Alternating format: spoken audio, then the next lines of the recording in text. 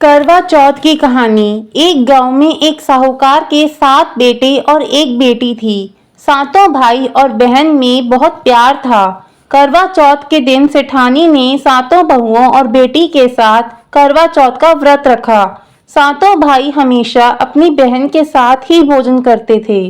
उस दिन भी भाइयों ने बहन को खाने के लिए बोला तो बहन बोली, मेरा आज करवा चौथ का व्रत है, इसीलिए चांद उगेगा तभी खाना खाऊंगी। भाइयों ने सोचा कि बहन भूखी रहेगी, इसीलिए एक भाई ने दिया लिया और एक भाई ने छलनी लेकर पहाड़ी पर चढ़ गया। दिया जलाकर छलनी से ढककर कहा कि बहन, चांद उग गया है, अर्घ देकर खाना खा लो। बहन ने भाभियों से कहा कि भाभी, चांद देख लो। भाभी बोली कि भाई जी, ये चांद तो आपके लिए उगा है, आप ही देख लो, हमारा चांद तो देर रात को उगेगा। बहन भाइयों के साथ खाना खाने बैठ गई। भोजन का पहला कौर खाने लगी तो उसमें बाल आ गया। दूसरा कौर खाने लगी तो उसमें कंकड़ आ गया। तीसरा कौर खाने लगी तो ससुराल से बुलावा आ गया कि बेटा बहुत बीमार है, बहू को जल्दी भेजो। माँ ने बेटी के कपड़े निकालने के लिए 3 बार बक्सा खोला तो तीनों बार ही सफेद कपड़े हाथ में आए। लड़की सफेद कपड़े ही पहनकर ससुराल के लिए रवाना होने लगी। माँ ने सोने का एक सिक्का उसकी साड़ी के पल्लू में बांध दिया और कहा, रास्ते में सबके पैर छूते हुए जाना और जो अमर सुहाग का आशीर्वाद दे उसे यह सिक्का देकर पल्लू में गांठ बांध देना। रास्ते में बहुत लोगों ने आशीष दिए, पर अमर सुहाग का आशीर्वाद किसी ने भी नहीं दिया।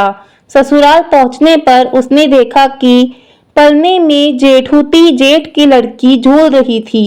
उसके पैर छूने लगी तो वह बोली, सीली हो सुप्ती हो, 7 पूत की माँ हो। यह आशीष सुनते ही उसने सोने का सिक्का निकालकर उसे दे दिया और पल्ले से गांठ बांध ली। घर के अंदर प्रवेश किया तो कमरे में पति को मृत अवस्था में पाया। उसने पति को ले जाने नहीं दिया। वह अपने मृत पति को लेकर रहने लगी और पति की सेवा करती रही। सासू बचा हुआ ठंडा बासी खाना नौकरानी के हाथ यह कहकर भिजवाती कि जा मुर्दा सेवनी को खाना दे आ। कुछ दिन बाद माघ महीने की तिल चौथ आई तो उसने माता से प्रार्थना की और कहा, माता, मुझे मेरी गलती का पश्चाताप है, मुझे माफ कर दो। हे चौथ माता, मेरा सुहाग मुझे लौटा दो, मेरे पति को जीवित कर दो।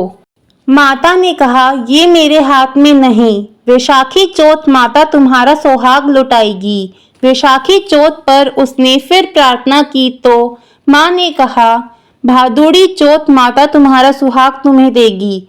भादुड़ी चौथ माता से प्रार्थना करने पर उन्होंने कहा, सबसे बड़ी कार्तिक चौथ माता की नाराजगी के कारण तुम्हारे साथ यह हो रहा है।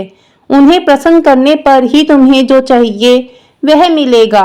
कार्तिक महीने में चौथ माता स्वर्ग से उतरी तो गुस्से में उससे कहने लगी, भाइयों की बहन करवा ले, दिन में चांद उगानी करवा ले, व्रत भांडिनी करवा ले। उसने चौथ माता के पैर पकड़ लिए और विलाप करने लगी, हे चौथ माता, मैं ना समझ थी, इसीलिए मुझसे भूल हो गई।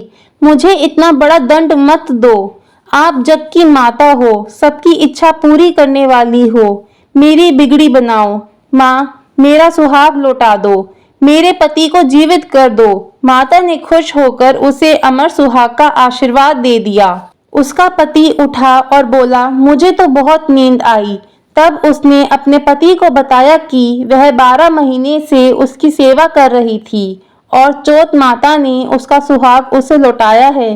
पति ने कहा, हमें चौथ माता का उद्यापन करना चाहिए। उसने चौथ माता की कहानी सुनी और उद्यापन कर चूरमा बनाया। दोनों खा पीकर चौपड़ खेलने लगे। नौकरानी खाना लेकर आई तो यह देखकर तुरंत जाकर उसकी सासू को बताया।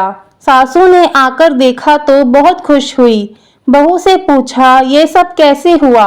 बहू ने सास के पैर छुए और बताया कि यह चौथ माता का आशीर्वाद है।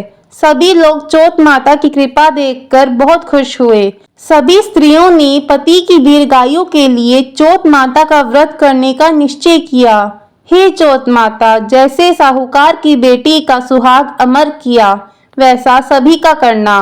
कहने सुनने वालों को, हुकारा भरने वालों को, सभी को अमर सुहाग देना। मंगल करनी दुख हरनी चौथ माता की जय। इस कहानी के बाद गणेश जी की कहानी भी जरूर करते हैं। श्री गणेश एवं बुढ़िया माई की कहानी। एक बुढ़िया माई थी, मिट्टी के गणेश जी की पूजा करती थी। रोज बनाए रोज गल जाए। एक सेठ का मकान बन रहा था। वो बोली, पत्थर का गणेश बना दो। मिस्त्री बोले, जितने हम तेरा पत्थर का गणेश घड़ेंगे उतने में अपनी दीवार न चीनेंगे। बुढ़िया बोली, राम करे तुम्हारी दीवार टेढ़ी हो जाए। अब उनकी दीवार टेढ़ी हो गई। वो चीने और ढा देवे, चीने और फिर ढा देवे। इस तरह करते करते शाम हो गई। शाम को सेठ आया। उसने कहा, आज कुछ भी नहीं किया। वो कहने लगे, एक बुढ़िया आई थी। वो कह रही थी, मेरा पत्थर का गणेश घड़ दो। हमने नहीं घड़ा तो उसने कहा, तुम्हारी दीवार टेढ़ी हो जाए। तब से दीवार सीधी नहीं बन रही है।